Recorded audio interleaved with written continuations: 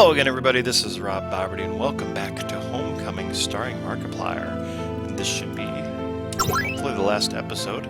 A couple things before I get started. One is that I mistakenly called this guy Doucheplier when that was pretty stupid. This is actually Markiplier in his badass spirit form with his troops. Although I do kind of wonder why he couldn't use these powers in the hospital. The other thing I want to talk about is that I don't think Markiplier's played this yet, so everybody send him messages, tell him to play this. Troops, we meet again. Did you let your body get snatched again? Ha! What an idiot. Butt stabber, you son of a bitch. I don't want to hear it right now. Tim may be in trouble, so it's our mission to corner that demon and destroy it once and for all. It's the third game, dinkus. Damn it, we have to finish this. Blood monster, you're kind of slow, but you're all icky and bloody. That's got to be worth something, right? Okay, slow. Butt stabber, I'm not sure I can trust you, but I don't have a choice. You're fast and deadly, but you're the wild card. I'll have to use you carefully. Blind wolf, you're a wolf, and you're blind. You can't see for crap, but you have decent hearing and a great sense of smell. I'll have to make use of that. Outside of the power I use to summon you guys, I could probably seal a door shut and warp myself one extra time. I hope she calculated that right. I will scare the demon away from my room. I will station you throughout the house strategically to drive the demon to the basement, where I'll be waiting. Any questions? Yeah, what if? Good question. Unfortunately, we don't have time for an answer. Let's get this show on the road. Okay. First of all, which room should I block off? I should choose the one that is potentially the most problematic. Okay. I can lock off one room and put the other three in different rooms. Okay. So, which room would be problematic?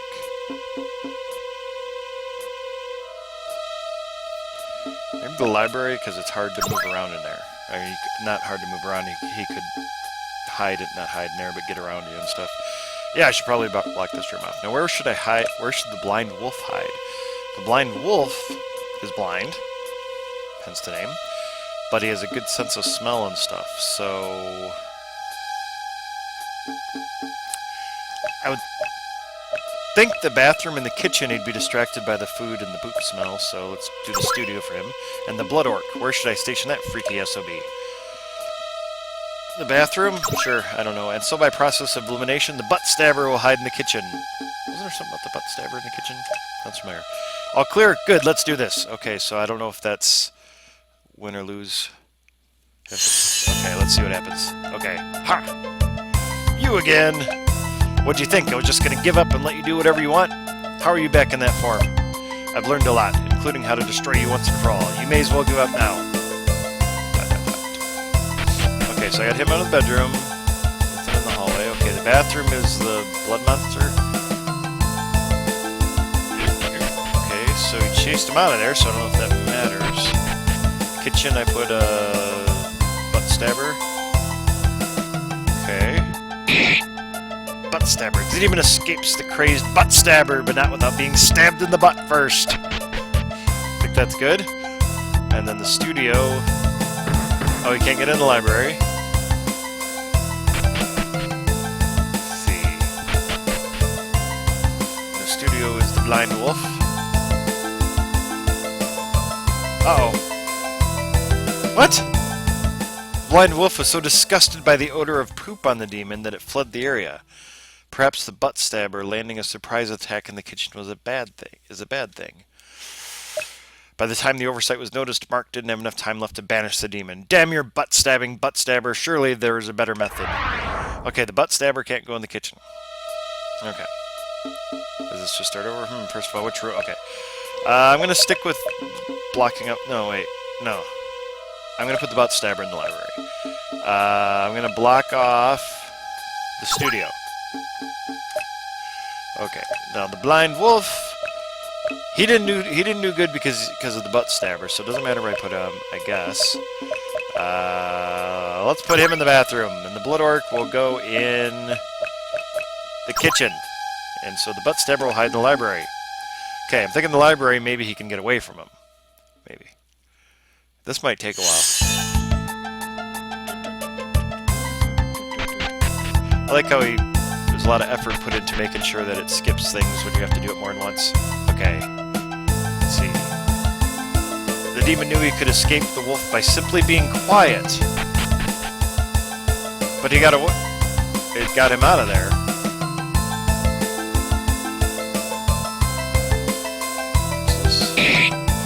Oh, the demon escapes the blood orc, but not without being smeared with blood first.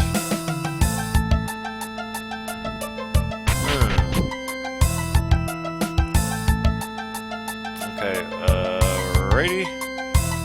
Is he just gonna leave?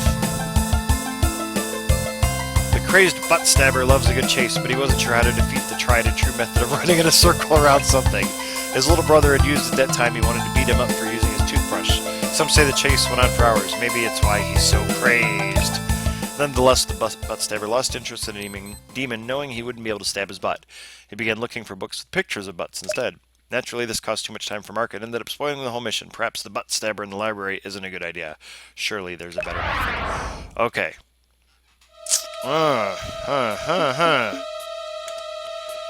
Okay, I'm gonna go back to blocking off the library.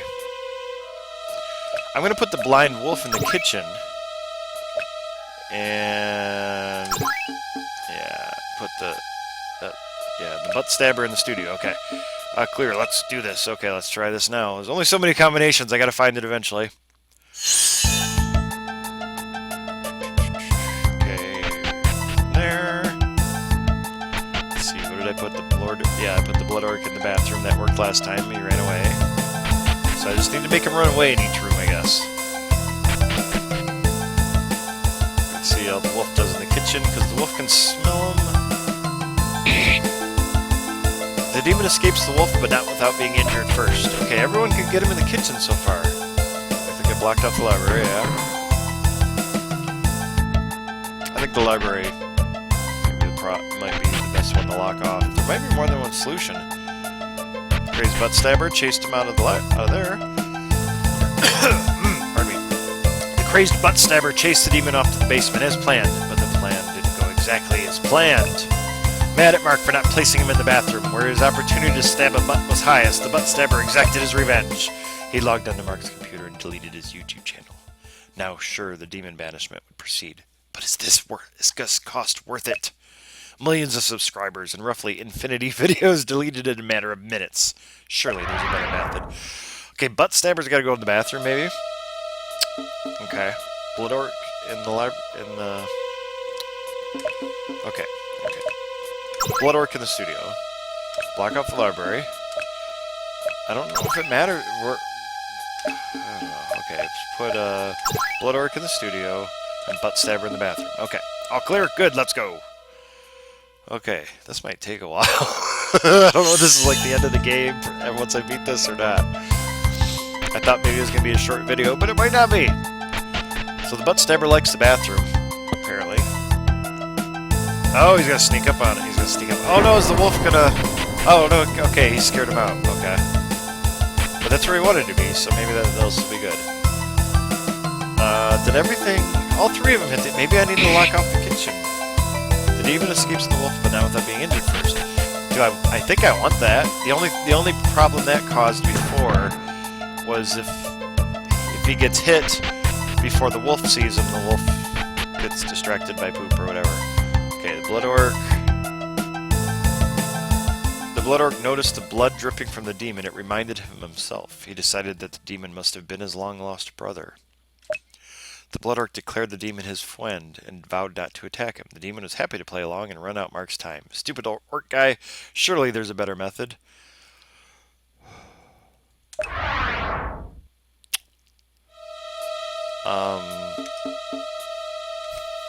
Okay.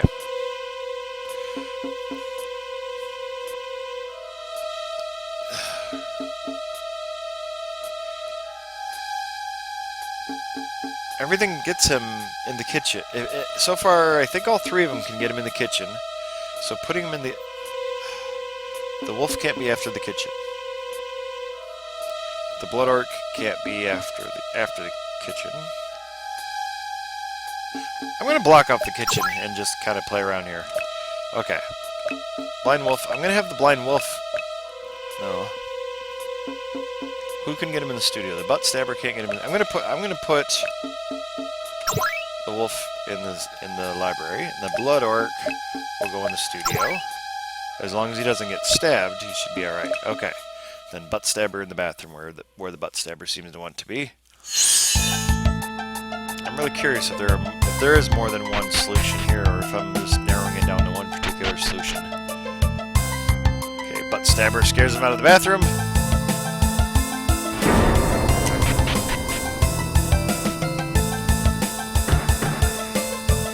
Kitchen's locked off. Okay, is this going to be The wolf's powerful nose did allow him to detect the demon's presence by smelling the blood in him. Unfortunately, his lack of thumbs proved to be a bigger problem than his lack of sight. The wolf was unable to climb the bookshelf as the demon had done, and even if it could, the initial excitement of smelling blood dissolved when he noticed the skinwalker stink in the air. By the time the oversight was figured out, there was okay. So the wolf can't go in the library. Butt stabber can't go in the library, I think. I'm going to do the kitchen again. Well, I'm going to try it one more time like that, see what I can come up with. Okay. The wolf will go... I'm just going to do something random stuff. Blood orc in the... No. Blood orc in the kitchen. Oh, crap. Wait. I blocked out the kitchen. Blood orc in the library. Okay. Because I wanted to see... Because without the kitchen, so far he doesn't get hit. That's the only place he gets hit, but he might need to get injured for me to be able to defeat him. That might be part of the problem. I'm gonna need to, like, write this down. Oh, what now? The demon knew he could escape. Whoops. What? Is that supposed to happen? I guess so, I don't know. Okay, kitchen's blocked off. See how the blood orc does in the library. Oh, crap.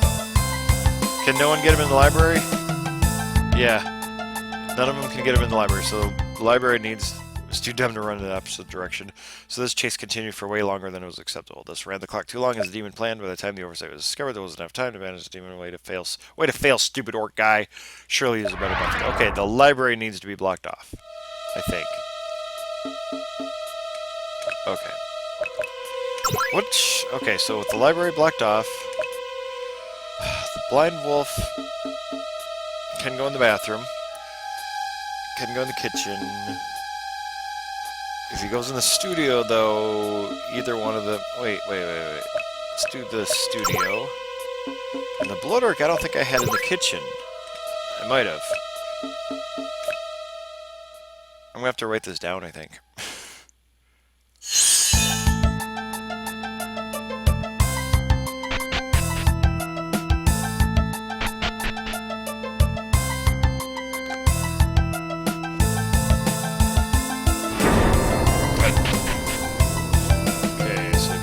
Blocked off?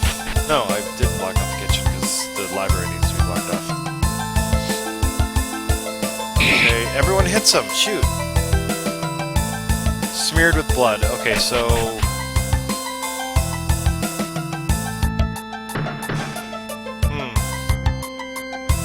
I'm missing a combination, I think.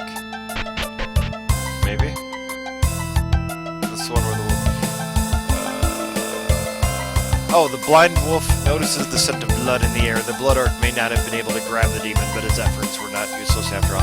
So getting stabbed by the butt stabber makes him smell like poop. Okay, alright. Did we do it?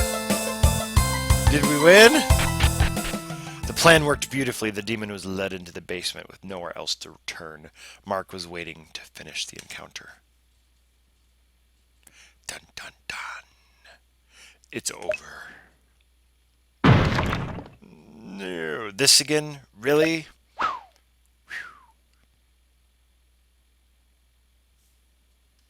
Why couldn't you just give up? I have a theory that this guy is the little girl's father, and this whole thing he's doing has to do with him trying to save his daughter. It's the only way I can really explain why they're even part of the story. Deja vu, huh? Except last time, this ended with you giving up of your own volition. This time, you don't have a choice. Where's Tim? On the other side of this wall is my guess. He jumped down. Maybe you should go save him, huh? Oh, not just yet. Not until I've finished with you. So you've really learned how to get rid of me, then? That's right. It's been a fun ride, but this is where you get off. Well... Do it then. I don't have any tricks up my sleeve anymore. I don't have anything. Putting on that sad voice, really? You're going to try for sympathy after everything we've been through? I'm sorry, Sophie. Ha ha! Yeah. Sophie? Did you say Sophie? It doesn't matter. Do what you have to do, now. Because I just met a Sophie, not an hour ago. What are the... Not the same one. You didn't meet the Sophie today. She's in a coma. How do you know Sophie? No, how do you know Sophie? Kind of a weird story, but if I hadn't met her, I wouldn't know how to send you away for good. Is that right? Makes sense. She probably hates me for what I did. What did you do to her? Do you go around this town harassing everyone? I am a father. No, I broke my promise. I failed. Are you? You're Sophie's dad. I don't know that I deserve that title, but yes, I am her father. This is crazy. What are the odds that it was you pursuing me all this time? Did she not send you to banish me? What? No, she's waiting for you. She said you put her into the coma. She's not mad at me? What was your plan? Tell me. Okay, I am a gifted doctor. Was a single father. A good father, I believe. As fate would have it. Sophie was diagnosed with an incurable illness, but I wasn't going to take incurable as an answer. So I induced a coma, yes, to suspend the illness. I left to use a friend's lab in another country, which had tech and resources that I needed. I had a system in place to where the authorities would be notified of Sophie's whereabouts if something were to happen to me while I was away. Something happened, and as you can infer, I became a lingering spirit. I refused the next world because I wasn't finished in this world. I went through with my research, but it took me much longer without a body. At the time, I hadn't learned how to commandeer one. I had to get the things I needed, because I couldn't order them. It took me years, but I did accomplish my goal. I found the cure. I came back to this town, the town where Sophie was hospitalized. I visited her. I don't think she is aware that I was there. Since then, though, her spirit has been more active. I could sense it. I awakened something in her, and that drove me even more to save her. Unfortunately, it also drove me closer to becoming a malevolent spirit. Every setback whittled away a bit of my humanity, if I even have that. I don't think any other spirit in the hospital had reached the top level where she stays since she'd been admitted. While I was there, one of the spirits taught me how to take a living body and use it as my own. Taught me what would happen to my host. You asked what the odds were that it's been me following you. Well, it's really not that far-fetched a notion. I watched big houses in town and waited for a perfect subject to move in, and before long, there you were. You had the money I needed to order the supplies. You had excellent hand-eye coordination for the surgery, so I took your body while you were weak. You know the rest, I suppose. So all those boxes out there are the supplies you need to save her? That's what that stuff was for? Yes, but it doesn't matter now. This body's too twitchy. I wouldn't go near her with it. You almost trapped me outside of my body forever. You know what's... I'm not proud of how I've been. Seeing my Sophie 7 years older, I became careless. I'm sorry. I'm sorry. The funny thing is, you've been studying me all this time. You learned my voice and mannerisms and history, but you didn't see my kindness, I guess. If you had just explained the situation to me from the start, I would have helped you. I just got reckless. I shouldn't have. I wasn't thinking clearly anymore. She's a great kid, isn't she? She seems very nice. Do you think... How much time do you have left to be outside your body? Not enough, maybe 20 minutes. I see. But I know a girl who I believe would be happy to participate in saving Sophie. Really? Oh, nurse! Mark helped the spirit out of the hole, as well as tinyboxed him. The spirit collected the supplies he needed and headed to the hospital. Mark returned to his body and caught Nurse Hale up. She informed him that giving her body to the spirit voluntarily means that she could not take it back without permission. If he chose to, he could keep her body. But she trusted him. She said if he was the same doctor she knew all those years ago, then she knew he'd do the right thing. The surgery was prepped, and Nurse Hale made sure there were no interruptions. As per the doctor's request, she also lured Sophie's spirit into a state of sleep. He knew he would become too emotional to focus if Sophie were awake, and he didn't want her to remember this anyway. Nurse Hale gave her body to him, and the procedure began. Dun, dun, dun. Beep. Sophie's father worked diligently and meticulously. This was the fruition of a plan he dreamt up 7 years ago. All of his research paid off. Every step of the way, he knew exactly what to do. He had planned for every contingency. He was ready. There was one thing he didn't know how to handle, however. None of his tests or mental preparation could have readied him for what happened as he finished up the procedure. His daughter's spirit, being an especially strong one, pulled itself back from unconsciousness. What are you doing? Sophie? You can hear me? I've been talking to you for so long. Sophie, I know this is strange, but this is Daddy. I'm borrowing this body. Daddy? Daddy! You're going to be all better now. You fixed me. I knew you would. And in that moment, Sophie's father had finally resolved the situation that had cursed him to be a lingering spirit in the first place. He had achieved true closure. You never gave up all this time. Of course not. You said you would be the son, so I knew you'd be back. In doing so, he received an opportunity that few lingering spirits achieve. He was given a second chance to move on, but he had to make up his mind right away. I'm sorry that it took me so long, Bluebird. I'm so sorry. Don't be sorry. It doesn't matter. All that matters is that we're together again now. What is to say? I can't stay with you. I have to give this body back, and I don't have one anymore, so I can't stay. What? You can stay. You have to. I caged my Bluebird once and left her for far too long. I won't have you spending your time trying to reach me, waiting on me again. I have to go now, or stay forever. I don't know what's ahead, but I know it's not here. This is the perfect ending to my story here. No, it's not fair. You have to take care of me. You have to make me a new kind of sandwich. You have to make a new kind of sandwich for me. You owe me a lot of them. I've kept my final promise. I have to go now, Bluebird. Fine, our time for now is done, but... Tell Jenna and Mark I will never forget them. I know they'll make sure you're cared for. Daddy, I said our time for now is done. You have to... I love you, Sophie. I love you more than anything. I have every second since I first held you. For every second I've been gone. I love you too. Please, our time for now is... And I will always love you.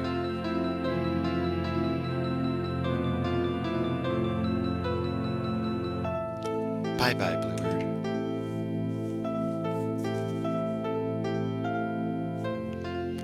Sophie recovered from her coma, and her condition was completely cured.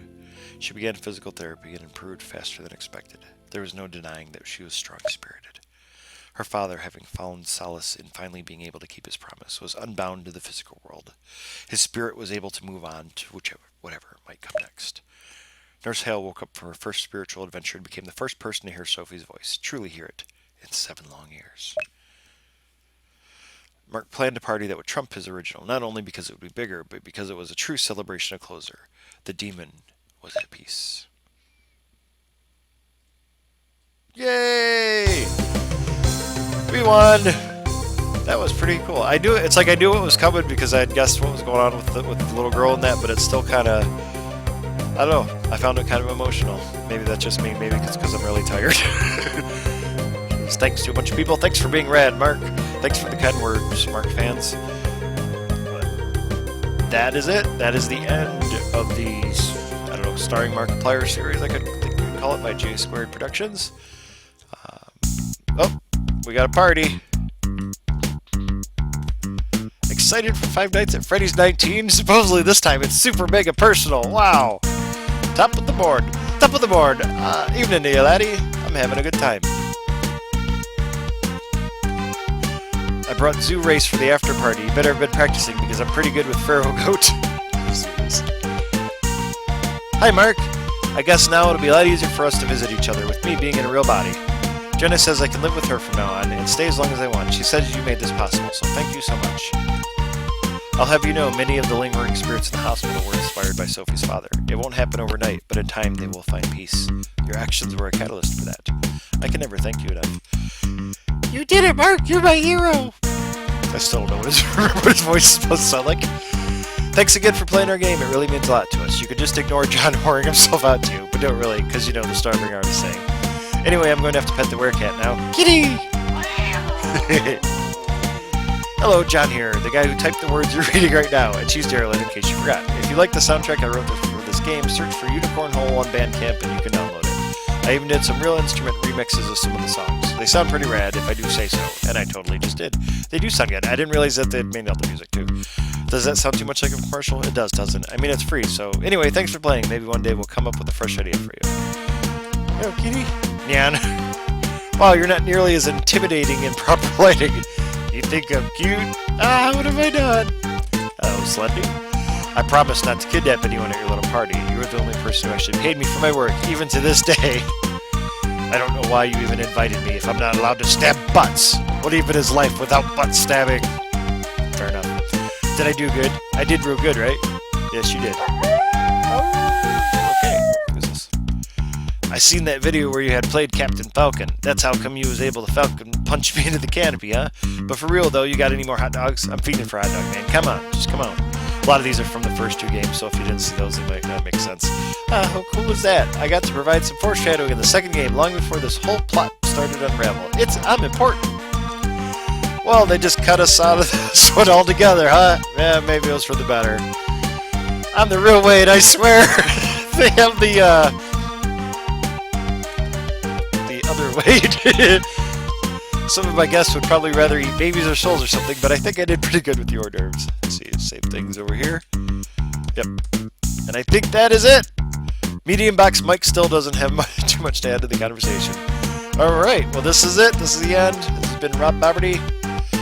And thank you for watching. As always, likes, subscribes, and shares are always appreciated. And the link is down below if you want to play this. And once again, send a message to Mark. Sorry. Send a tweet, send an Instagram, send a message, send an email, whatever. Just get his attention. But thank you for watching, and I hope you have a great day. There's more. A hollow body. Wicked flesh with no soul. Abandoned by its last user and left to rot.